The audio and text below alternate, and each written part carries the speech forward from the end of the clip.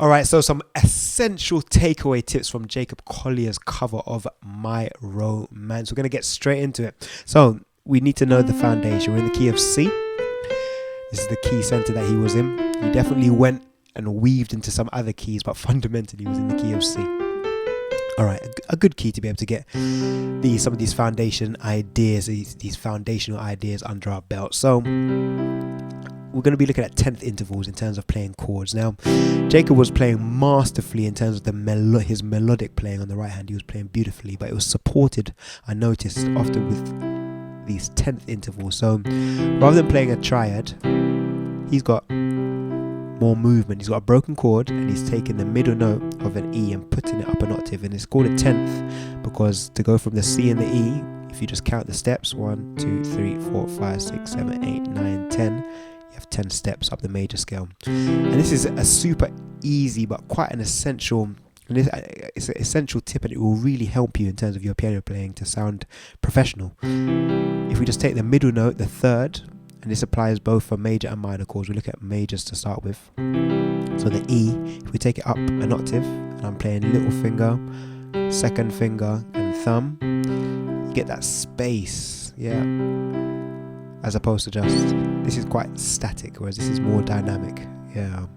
Likewise for the D minor, which he played actually when he started, because he played something like this, and he went, yeah. So for the D minor, well, he actually played this actually. He didn't play it. He didn't play it in root position. He played it how I'm showing you in terms of this space of the 10th. So the F is going to go up an octave as such. So you got, and then going up. That's so beautiful, as opposed to with my left hand. And remember, it's just little finger, second finger, and then thumb. And it's the same for major or minor. So that's a super, super essential takeaway to really sound more professional in terms of your piano playing, as opposed to just playing triads in root position. All right, so that's tip number 1. The classic 2-5-1. I've done a few videos about this already, and this is like one of the ultimate passing chords. So we're looking at this in a minor context. Jacob had this idea of moving from a half diminished to E7 and then finishing on the 6. So this is an idea to take away if you want to move to any minor chord. For example, if our destination is A minor, we know that we can use the relative, not even the relative, the actual harmonic minor scale. So ultimately we're in the key of C, but we're going to be going to this relative minor key center of A. So we're utilizing the harmonic minor scale. We're going to be playing the 2 in relation to that scale, the scale notes, then the 5, and then coming to home. Yeah. And Jacob had a bit more color tones in there, more like the half diminished, going to the 7.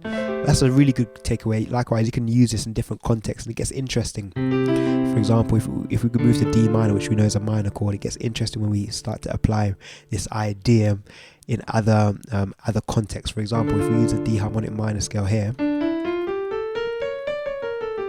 so ultimately we could be in this key of C major, but if we know we're going to that D minor, we can incorporate this.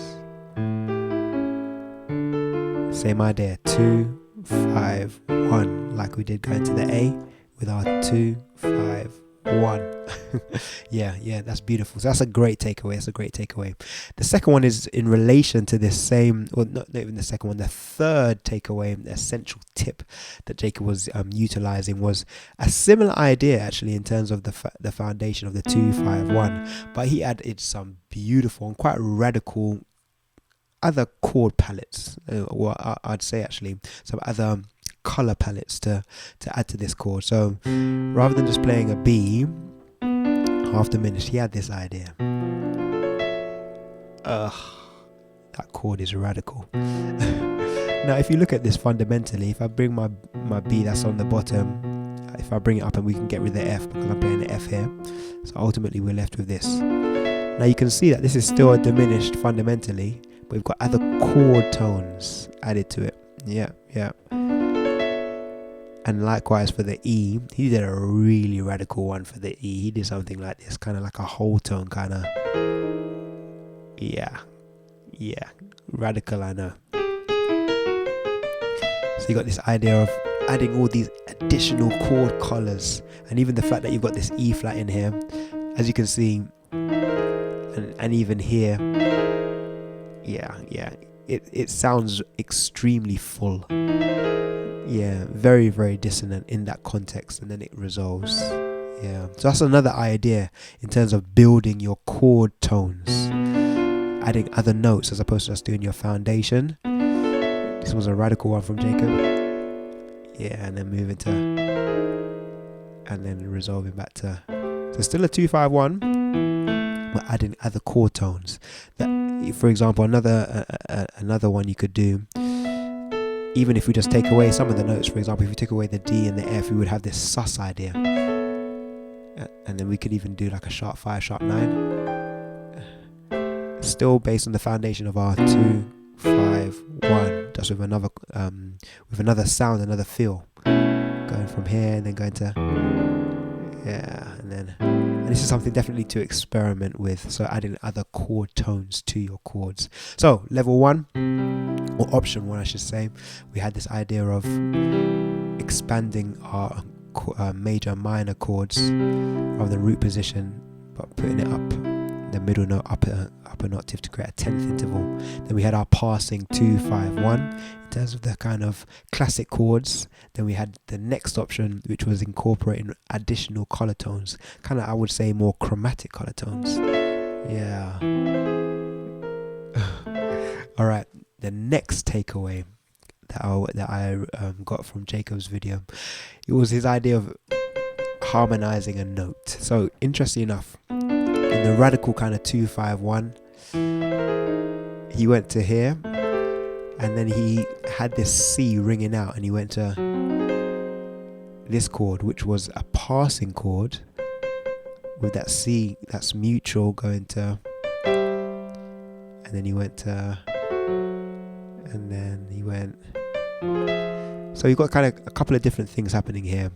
The C, and one thing I forgot to mention, let me give you the context again, going back to that 2-5-1, the radical one, in terms of this idea of reharming, or harmonizing a particular note. So the radical one was actually like this. So he did this, the 2-5-1, and then he did something like this, and then he did this melody. Yeah. And he kept that C. So we know that in C, or for the note of C, this A minor works perfectly because it's got the C in there. But then he did this passing chord, keeping that C mutual. Yeah. And then he went. Now, ultimately, if he knows his destination is going to be a G, like a second inversion of C major, that C that he's playing right here, because ultimately he could have just gone, stayed there and then gone, but he's chosen to go have another passing chord that still has a C in there, have this passing chord, and then he's moving to essentially he's going to start reharming the E. He does a second version of C, and then he goes to here. Once again, another chord that has an E that's mutual, and then he goes to. So you have 3 chords that have E mutually in there, and that's a really good takeaway, because essentially you can just keep the same note going and just have other radical chords that go along with that. As long as they have an E in there, it's gonna work. So let me give you that context again. And it's interesting how it came quite smoothly out of that 2-5-1, the radical kind of, and then you went to, and then this is where we see the C for the first time, C for the second time. We've got this passing chord to take us. Okay, the E is now the note in question, and then we have, that's our melody note that's being reharms, and then another reharm. Yeah. So the first A minor with the E in it, F sharp half diminished with the E in it, and then F major minor 7 or minor major 7 with the E in it. Yeah. So initially we had the 10th idea, and we had our 2-5-1 traditional kind of chords. Then we had more color tones to add to those. Jacobs, I love this. I love that so much. Then we've got this idea of reharming a note. Yeah, we started with a C, and then we went to here, and then we moved up to the E, and we reharmed it like this, and then we went to here, and then we went to here. Yeah.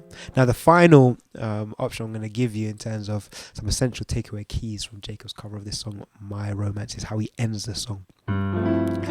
He finishes on chord C, but then he does this. I'm going to get my sustain. Okay, so I'm just going to get my sustain pedal in use. So he's got these kind of broken chords, but he does that. So imagine finishing. You could just finish a song like C, done. But Jacob's doing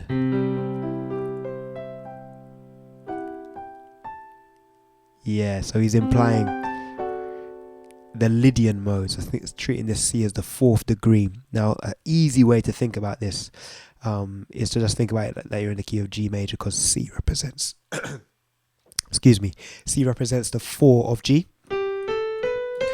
So if I just use notes from the C major scale,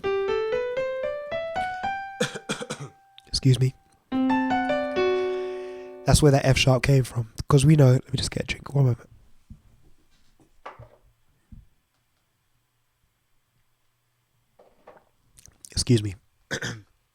So we know that in the scale of G, this is why it's really important to kind of have an idea in terms of your key center. It makes a lot of these ideas a lot more palatable, a lot more easier to understand. So the fact that Jacob's finished with not just a C, but you got this kind of, you got this idea. We're harking to the key of G major. In the key of G major, it's all white notes like C, apart from that F sharp. And that has a really, it's like a never-ending kind of feel. Like it's like not resolved, but it's still happy. Yeah. It's like quite very atmospheric. And that's it's kind of like an unanswered question ultimately. So this is complete, but then you add in and I'm just thinking about it in the key of G at this point. So I'm just playing. You could essentially just improvise using the G major scale, but it's drawing light on the fact that on the right hand we're playing this D major with a C, putting them both together. So it's essentially the note of 4 in the key of G and chord 5 in the key of G, and hence that Lydian approach in terms of the fourth degree of G. That's what we're using here. So there you go, some essential takeaway keys from My Romance. Guys, if you enjoyed the video, I hope you did. Do give the video a thumbs up, and I look forward to seeing you in the next one. Take care. Bye for now. So there you go, guys, some 5 essential takeaway tips from My Romance from Jacob Collier. If you enjoyed the video, do give it a thumbs up, and I'll see you in the next one. Take care. Bye for now.